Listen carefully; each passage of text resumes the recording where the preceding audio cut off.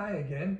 Just another little video that I wanted to do about a problem that I had with my car recently, and it happens to do with what I call as an engine rattle, okay? And if you go on the internet, YouTube and various places, and you Google, engine rattle, you will get diagnoses of all kinds of engine caused rattles that are out there, and every one of them I tried, and every one of them was not the reason for my rattle, my particular rattle. So I found what my particular rattle was, and I'd like to share it with everyone, that it was not the VVT system, which is one of the rattles that are out there. It was not the intake manifold being cracked, which is out there. Was not the exhaust manifolds being loose. It was not the engine mounts on the car being bad, okay? So after going through all of those things, I got to wit's end, and I actually replaced the throttle body, thinking that that was fluttering when you put it into gear and out of gear. But no, it was not. So what was happening was, in park or neutral, with no stress on the engine, the engine was pretty smooth. But as soon as you put it into reverse or forward, okay, the rattle would start to occur. It would sound like marbles rolling around in the engine compartment. And as time went on, I would say in the last 5,000–6,000 miles, it got worse and worse and worse, and was driving me crazy. And after I had replaced all these different components, I was still at wit's end. And then I decided to go back to my old school train of thought, and it's coming from the serpentine belt area, okay? Like where the VVT is and the engine mounts and stuff like that. So what I did was, I went back to old school and I removed the serpentine belt to check the components that run on that belt, like the air compressor, the water pump, the idler pulleys, the tensioner, the power steering pump, and all these other things that are on the older cars. Like this is an 06 Vibe or 2006 Matrix clone from Toyota with a 1.8 liter 4-cylinder engine in it. And when I did that, my rattle went away. It was like miraculous.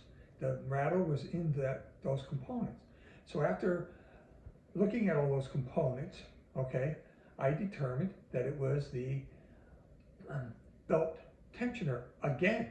I had replaced it at 112,000 miles, but in as little as maybe 6,000–7,000 miles, it had self-destructed and now was making this rattling noise that you could hear across the street if you heard it going down the street.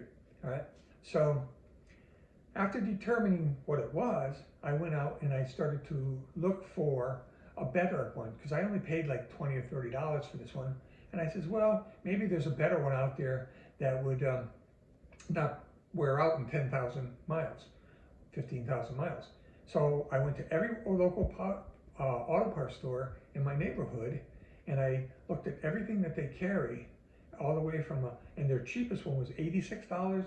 The most expensive one was $240. And I looked at them, and and I took my old part with me when I went down, and they looked no better than the part that I was replacing. I mean, they were made from all over the world, not Japan. They were made in Indonesia, they were made in China, they were made in Europe even. Some European countries were making them. So I determined that from that I might as well just go back on the internet and order another part like I had before and pay 25 or 30 bucks, and I did. And I got it in, and when I put it on the car, voila, the rattle was gone, okay? Now I want to show in this video what my tensioner looks like and where the rattle was coming from, so that other people can find this easily and not waste a lot of time and aggravation like I did trying to find this particular engine compartment rattle, because it's exactly how it sounds. It's just like somebody playing with marbles in your engine compartment, okay? Just clank, clank, clank, clank, it's terrible, okay? And I'm going to show you now the tensioner, that if you have an automatic tensioner, in other words, a hydraulically controlled or spring-loaded tensioner, this could potentially be a problem for you. But if you have an old car back in the day where we would just tension the belts, lock them down, and then wait for them to start to make noise again before you did the same thing. This would not apply to those types of cars, but this only applies to cars that have serpentine belts or any other belt that has an automatic tensioner, spring-loaded or hydraulically controlled. Now, what I'm going to show you right now is the tensioner that I took out of my car, and I'll show you where it went bad.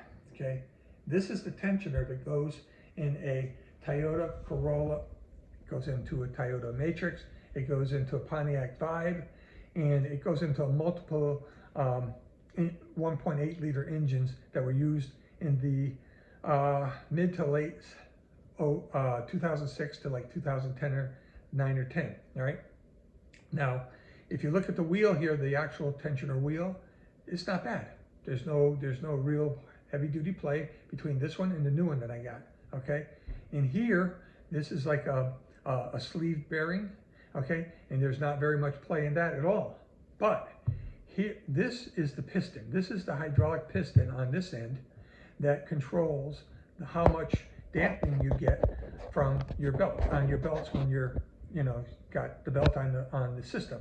And what happened with this one was that right here on the end of this piston, there's a sleeve like bearing or something here, all right? And you can see that it's all cracked around the bearing itself. It moves back and forth, okay? And you can actually, if I stop talking, you can probably hear it go pop, pop.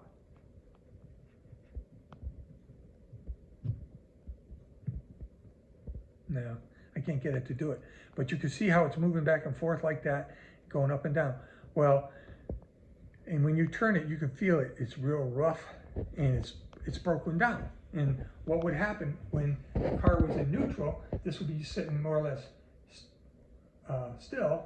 And then when you went and put the car in drive, it would start to get torque on the engine a little bit. And this thing would be banging up against the shaft that it goes on to keep it, installed, but it was just banging up and down and making a horrendous noise.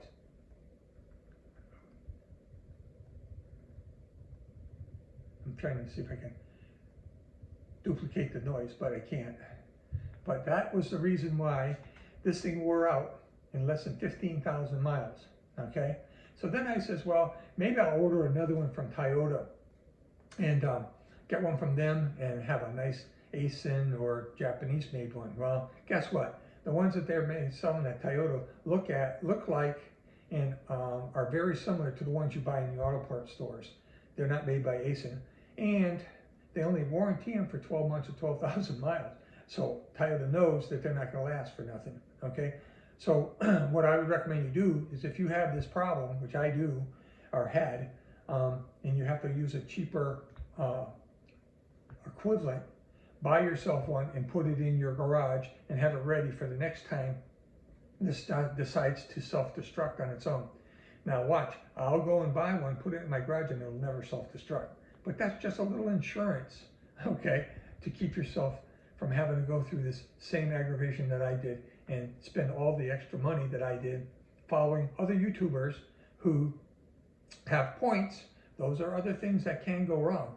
But the very first and easiest would be to just remove your belt and test all of those components hooked up to your engine to make sure that that's not where the noise is coming from, because that's exactly where mine was coming from, and it sounded terrible.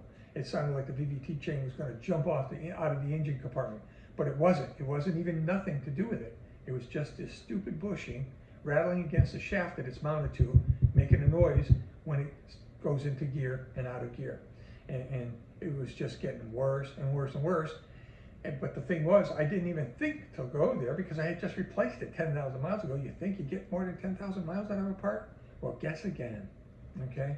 So this is just a little heads up video for all you self-mechanics out there who want to have another tip about something that I don't think is even talked about in any of the internet channels right now, and that's this bushing and this piston, either on one or both sides, going defective almost instantly, like within 10 or 15,000 miles, and causing the same type of rattle that you would hear if any of those other things that are talked about on the internet and YouTube were to happen. It sounds exactly the same, okay? So with that said, I will say good night and thank you for listening. Bye.